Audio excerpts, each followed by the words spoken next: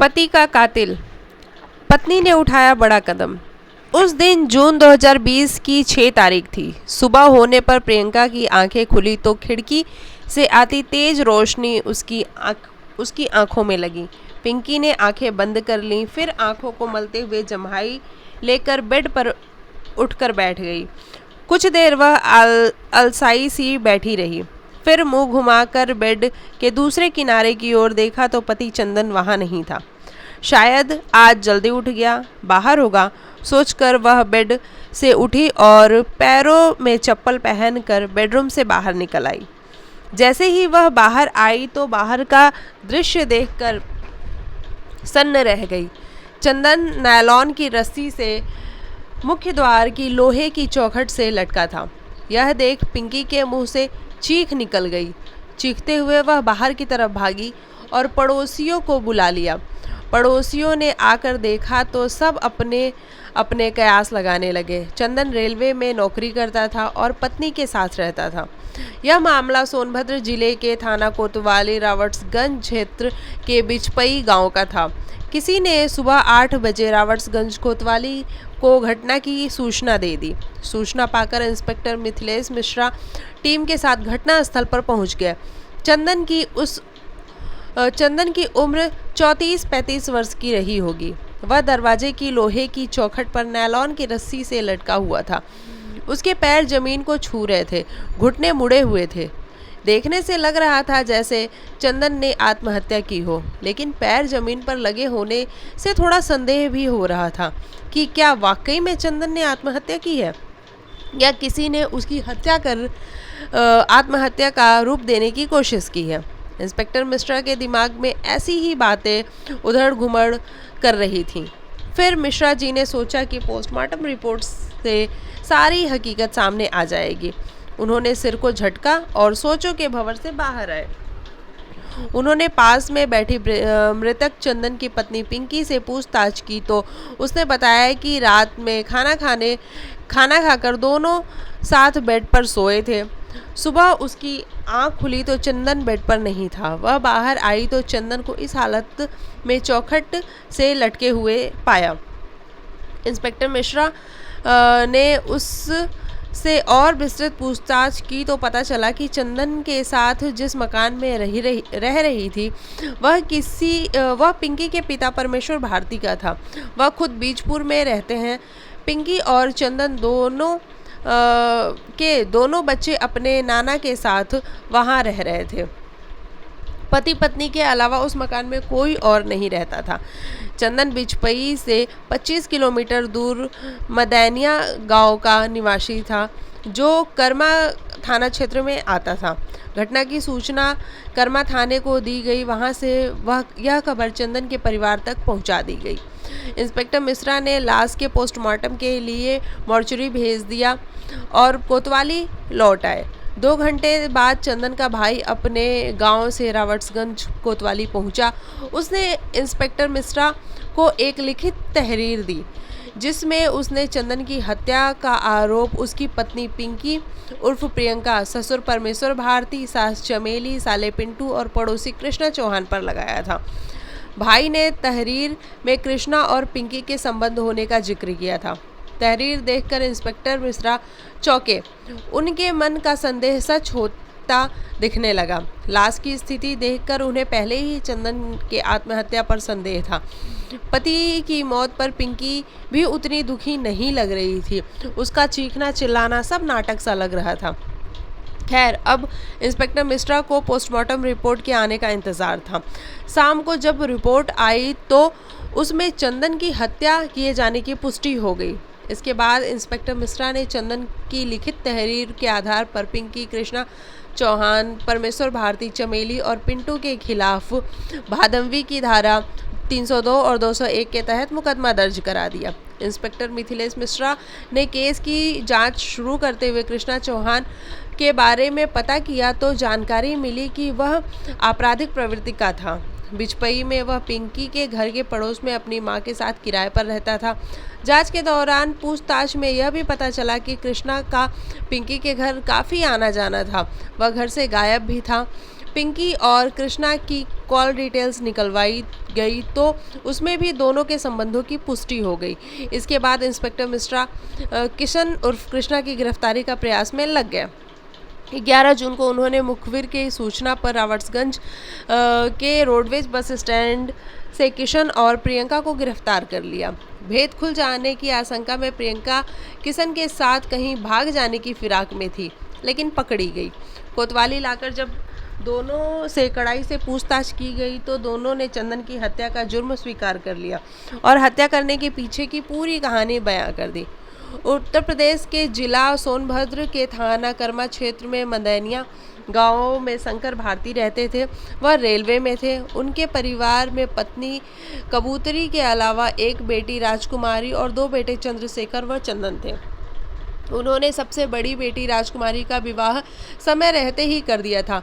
बेटों में चंद्रशेखर बड़ा था। वह किसी के यहाँ कार ड्राइवर की नौकरी करता था।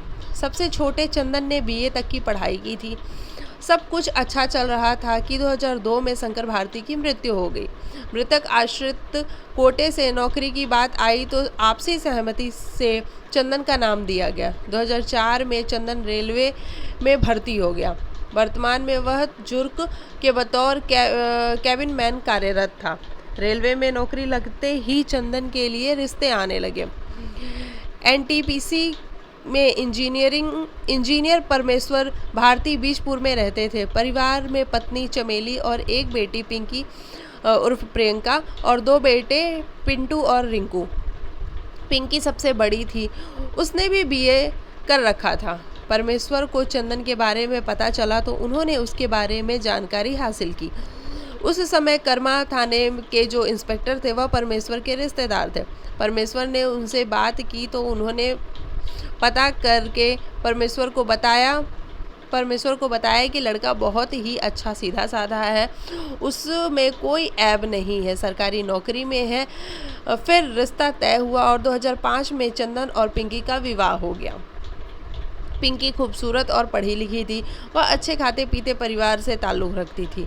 विवाह के बाद जब वह अपने ससुराल आई तो वहाँ का मकान और रहन सहन उसे अच्छा नहीं लगा, लेकिन अब कुछ कर भी नहीं सकती थी।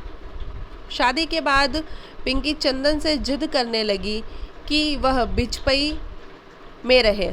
बिचपई में पिंकी के पिता का एक मकान खाली पड़ा था। पिंकी ने उसमें चंदन के साथ रहने की बात की तो पिता परमेश्वर से कर ली थी। चंदन को मानना पड़ा। आए दिन पिंकी चंदन से बिचपई चलकर रहने की जिद करती थी। चंदन अपने परिवार के साथ रहना चाहता था, इसलिए पिंकी की बात पर ध्यान नहीं देता था। अपनी बात न मानते देखकर पिंकी बीवियों वाले हथकंडे अपनाने लगी। उससे नाराज होकर बोलना बंद कर देती, खाना नहीं खाती थी। इस पर चंदन समझाता तो उसकी बात सुनती तक नहीं थी। आखिर चंदन को उसकी जिद के आगे झुकना ही पड़ा। वह पिंकी के साथ बिचपई में अपने ससुर परमेश्वर के मकान में रहने लगा। कालांतर में प्रियंका 2 बेटों अमन और नमन की मां बनी। स्कूल जाने लायक तो प्रियंका ने उन्हें नाना परमेश्वर के पास भेज दिया। चंदन कभी कभी शराब पी लेता था और पीने के बाद पिंकी कुछ कहती तो उसकी पिटाई कर देता था। पिंकी भी चंदन के साथ कुछ अच्छा व्यवहार नहीं करती थी। वह ज़्यादातर मायके का ही गुणगान करती रहती थी। चंदन अपने घर वालों से बात करता या उनकी तारीफ करने लगता तो पिंकी के तन बदन में आग लग जाती थी। पत्नी के रूखे व्यवहार के कारण चंदन ज़्यादा शराब पीने लगा था। शराब पीने के कारण अब दोनों में झगड़ा जरूर होता था। किशन उर्फ कृष्णा चौहान फुलाइच तरवा आजमगढ़ का रहने वाला था। उसके पिता रामत चौहान ने 2 शादियां की थी। रामत चौहान पहली पत्नी और उसकी 2 बेटियों के साथ आजमगढ़ में रह रहा था। किशन उसकी दूसरी मां रमा का बेटा था। कृष्णा अपनी मां के साथ 1.5 साल से पिंकी के घर के पड़ोस के किराए में रह रहा था। वह आपराधिक प्रवृत्ति का था। रावर्ट्सगंज कोतवाली में उस पर 2019 में धारा कई धाराओं के तहत मुकदमा भी दर्ज था। 29 साल का किशन अविवाहित था। पड़ोस में रहते हुए उसकी नज़र पिंकी पर गई तो उसकी खूबसूरती देखकर किशन उस आकर्षित हो गया। चंदन ड्यूटी पर रहता था। प्रियंका घर में अकेली होती थी।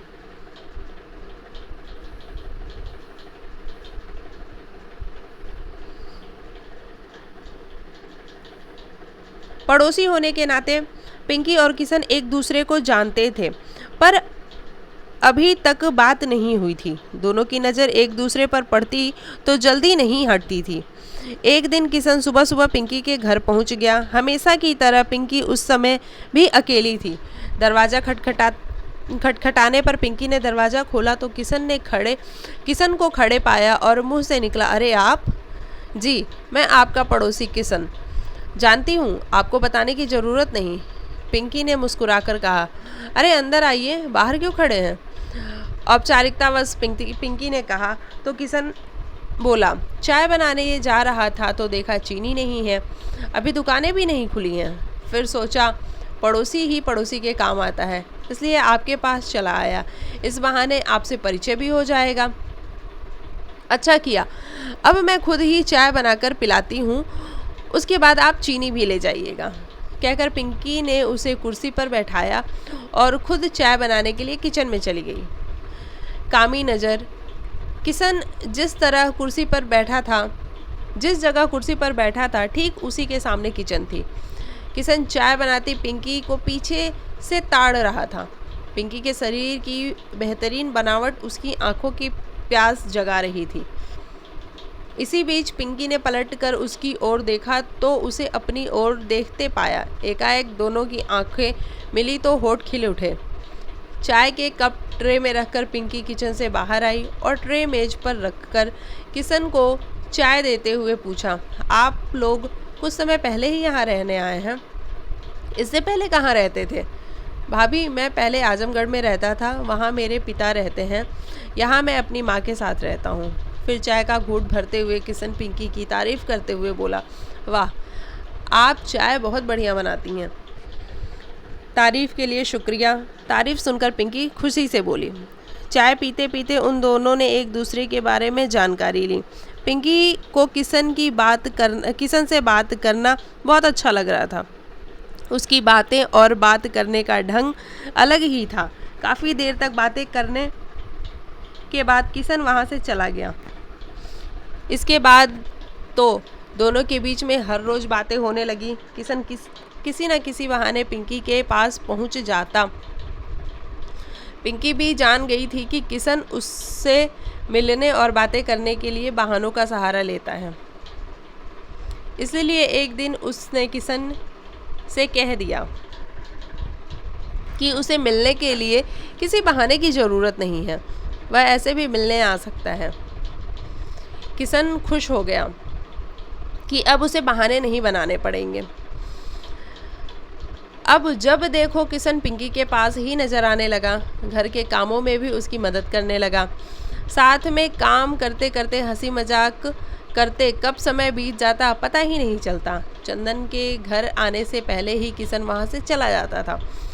कुछ ही दिनों में दोनों काफ़ी घुल मिल गए। दोनों को एक दूसरे के बिना कुछ अच्छा नहीं लगता था। किशन तो जानता था कि वह पिंकी को जी जान से चाहने लगा है, लेकिन अब पिंकी को भी एहसास होने लगा कि किशन चुपके से आकर किस तरह उसकी ज़िंदगी बन गया, उसके दिलो दिमाग में छा गया। पिंकी के दिमाग में सिर्फ उसकी ही बातें घूमती रहती थी। किशन पिंकी के दिलो दिमाग पर ऐसा छाया कि वह भी उसकी ओर खींचने लगी। जब प्यार का एहसास हुआ तो वह भी किशन से मजाक करके लिपटने चिपटने लगी। पिंकी का ऐसा करना किशन के लिए शुभ संकेत था कि वह उसकी होना चाहती है। एक दिन दोनों पास पास बैठकर किशन की लाई आइसक्रीम खा रहे थे। किशन ने अपनी आइसक्रीम खाई तो उसने ऐसा मुंह बनाया जैसे उसे आइसक्रीम अच्छी नहीं लगी हो। फिर उसने पिंकी की आइसक्रीम की ओर देखा और तेज़ी से उसका हाथ पकड़कर उसकी एक आइसक्रीम की बाइट खा ली। किशन की इस हरकत से पिंकी बहुत चक्की रह गई। फिर शरारती अंदाज में उसकी पीठ पर प्यार से धौल जमाने लगी। उसके इस अंदाज से किशन हंसने लगा, फिर बोला, आपकी आइसक्रीम सचमुच बहुत मीठी है। पिंकी उससे नाराज होने की बात कहकर चुपचाप बैठ गई तो किशन की नज़र पिंकी की तरफ गई जहाँ कुछ आइसक्रीम लगी हुई थी। उसे शरारत सूझी।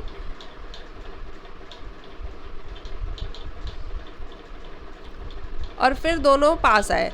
इस शरारत से पिंकी अचंभित रह गई, लेकिन इस शरारत ने उसके शरीर किशन ने अपने आप को नहीं रोक पाया और वह बराबर पिंकी के साथ। पिंकी ने आंखें बंद कर ली और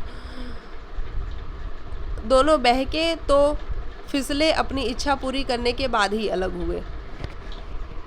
उनके बीच एक बार जो अनैतिक रिश्ता बना तो वह बराबर दोहराया जाने लगा, लेकिन ऐसे रिश्ते की सच्चाई अधिक दिनों तक नहीं छिपी रहती। एक दिन चंदन ने दोनों को रंगे हाथों पकड़ लिया। इसके बाद किशन तो वहाँ से चला गया, लेकिन चंदन ने पिंकी की जमकर पिटाई की, साथ ही आगे से ऐसी नापाक हरकत न करने की हिदायत दी। पिंकी के इस गलत कदम से चंदन परेशान रहने लगा। उसने अपने भाई चंद्रशेखर से बात की और उसने भाई को पिंकी और किशन के अवैध संबंध के बारे में बता दिया। दूसरी ओर पिंकी पर चंदन के द्वारा की गई पिटाई और हिदायत का कोई असर नहीं हुआ। वैसे भी चंदन हर वक्त तो घर पे नहीं रह सकता था। इसके अलावा घर में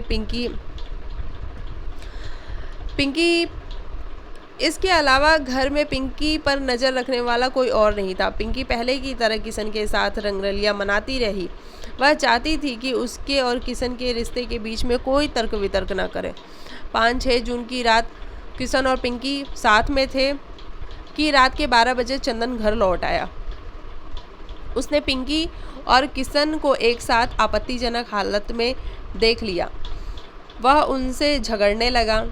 इस पर किशन ने पिंकी से कहा कि आज इसका काम ख़त्म कर देते हैं। पिंकी भी उसकी बात से सहमत थी, इसीलिए उसका साथ देने के लिए वह घर में पड़ी नायलॉन की रस्सी उठा लाई। दोनों ने मिलकर रस्सी से चंदन का गला घोट दिया, जिससे उसकी मौत हो गई। चंदन की हत्या करने के बाद दोनों ने उसकी लाश को नायलॉन की रस्सी से बांधकर घर के लोहे की चौखट से लटका दिया, जिससे लगे कि चंदन ने आत्महत्या की है। इसके बाद किशन वहाँ से चला गया।